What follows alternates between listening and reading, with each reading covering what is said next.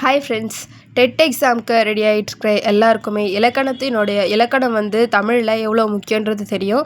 So அதனால் தமிழில் 6ஆம் வகுப்பில் என்ன இலக்கண பகுதியை தான் நம்ம இந்த டைம் பார்க்க போகிறோம். அதில் வந்து என்னென்ன தலைப்புகள் இருக்குது அப்படின்னு பார்த்தோன்னா, மொத்தம் தமிழ் எழுத்துக்களின் வகையும் தொகையும், அப்புறம் முதல் எழுத்தும் சார்பெழுத்தும், அப்புறம் வந்து மெழி முதல் இறுதி எழுத்துக்கள், அப்புறம் இணை எழுத்துக்கள், மயங்கொலிகள்,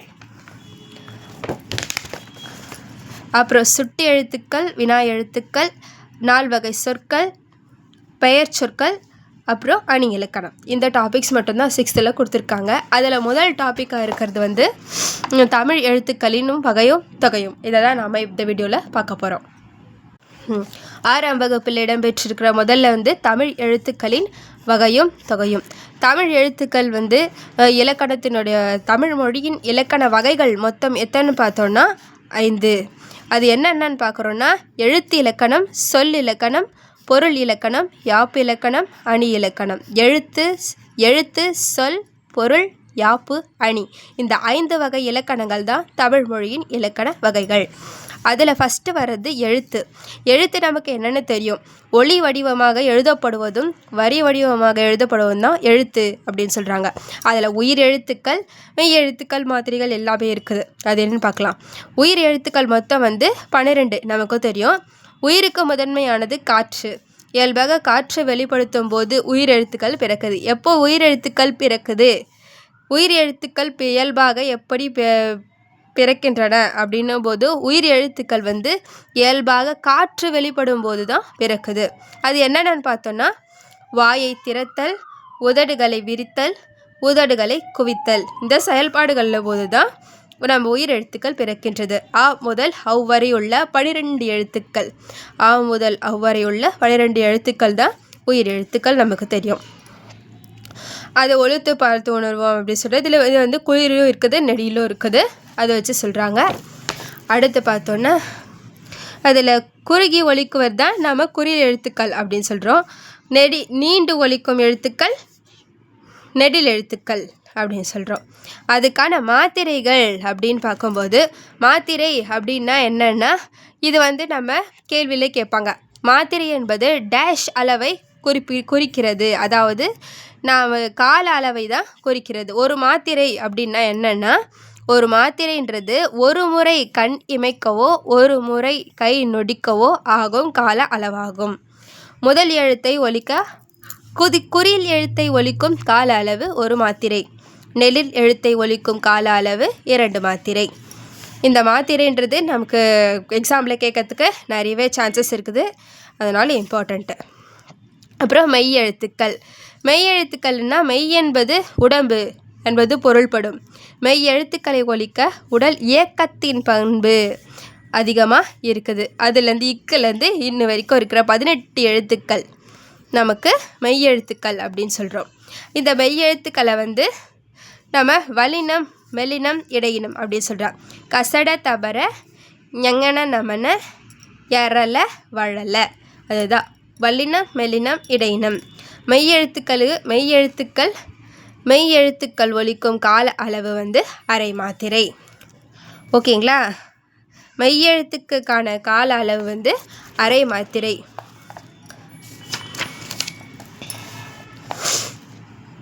அடுத்து பார்த்திங்கன்னா, ஒலித்து பார்த்து உணர்வோம். அதுன்னும் போது வல்லின எழுத்துக்கள், மெல்லின எழுத்துக்கள், அதுக்கு 2த்துக்கும் இடையில் வளரக்கூடியது இடையின எழுத்துக்களாக சொல்கிறாங்க. இது அதுக்கப்புறம் உயிர்மெய் எழுத்துக்கள். மெய் எழுத்துக்கள் 12, உயிர் எழுத்துக்கள் 12 சேர்வதனால கிடைக்கிற மொத்த 216 எழுத்துக்கள் தான் உயிர்மெய் எழுத்துக்கள். மெய்யுடன் உயிர்க்குயிர் சேர்ந்தால் உயிர்மெய் குறில் அப்படின்னு தோன்றுகிறது. மெய்யோட உயிர் நெடில் சேர்ந்தால் உயிர்மெய் நெடில் என்று சொல்கிறோம். ஆகவே உயிர்மெய் எழுத்துக்களையும் உயிர்மெய் குறில், உயிர்மெய் நெடில் என 2 வகையாக பிரிக்கலாம். உயிர்மெய் எழுத்துக்கள் வந்து எத்தனை வகைப்படும்? 2 வகைப்படும். அது என்ன வகைகள் அப்படின்னு பார்த்தோன்னா, உயிர்மெய் குறில், உயிர்மெய் நெடில். எப்படின்னா, மெய்யுடன் உயிர்க்குறில் சேர்ந்தால் உயிர்மெய் குறில் அப்படின்னு சொல்கிறாங்க. மெய்யுடன் உயிர்மெய் நெடில் சேர்ந்தால் உயிர்மெய் நெடில் என்று சொல்கிறாங்க. அடுத்தது ஆயுத எழுத்து. இந்த ஆயுத எழுத்து தமிழ் மொழியில் உயிர், மெய், உயிர்மெய் எழுத்துக்கள். இதை தவிர்த்து தனி எழுத்தும் ஒன்று இருக்குது. அது என்னன்னா அதுதான் அக்கு என்கிற ஆயுத எழுத்து. இந்த ஆயுத எழுத்தை ஒலிக்க கால அளவு என்னன்னு சொன்னோன்னா அரை மாத்திரை. ஓகேங்களா ஃப்ரெண்ட்ஸ்? இதுக்கு ஒரு எக்ஸாம்பிள் கொடுத்துருக்காங்க. கபிலர். கபிலர் என்ற வார்த்தை, இந்த வார்த்தைக்கு எத்தனை மாத்திரைகள் அப்படின்னு சொல்லிட்டா, காக்கு அது குறில் எழுத்து. ஸோ ஒரு மாத்திரை. பி குறில் எழுத்து, அதுக்கு ஒரு மாத்திரை. லா ஒரு எழுத்து, குறில் எழுத்து, அதுக்கும் ஒரு மாத்திரை. என்றது மெய் எழுத்து, அதனால் அரை மாத்திரை. டோட்டலாக 3 மாத்திரை. இதுதான் கபிலர் என்றதுக்கான மாத்திரை அளவு.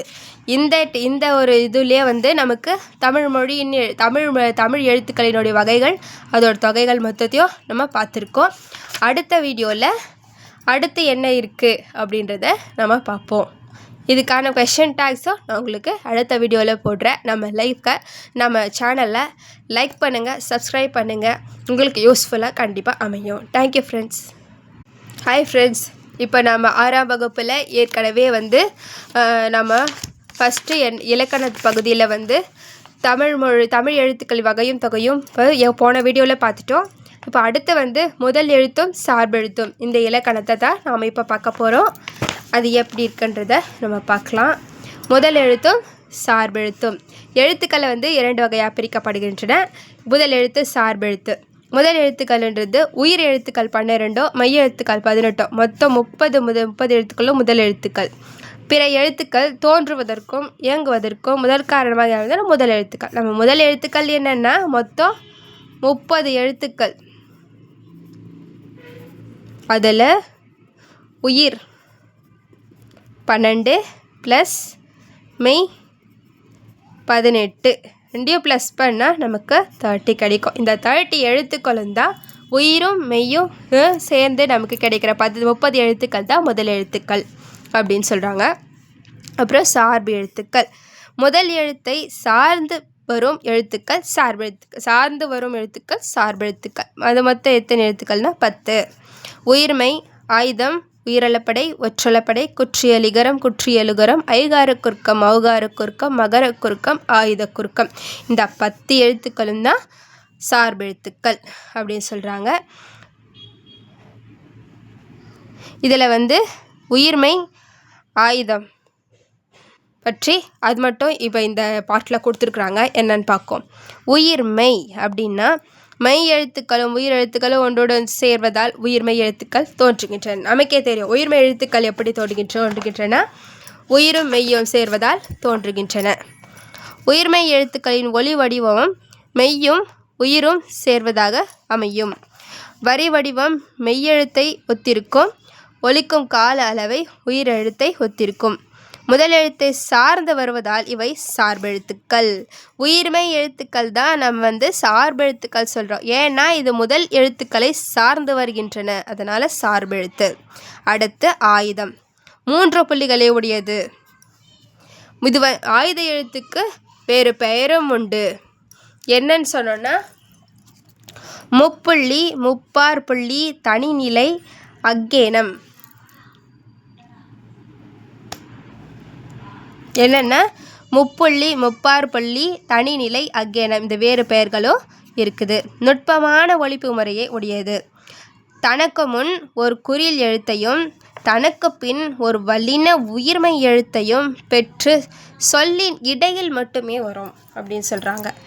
தனித்து இயங்காது. முதல் எழுத்துக்களாகிய உயிரையும் மெய்யையும் சார்ந்து இயங்குவதால் இதனை நாம் சார்பெழுத்து.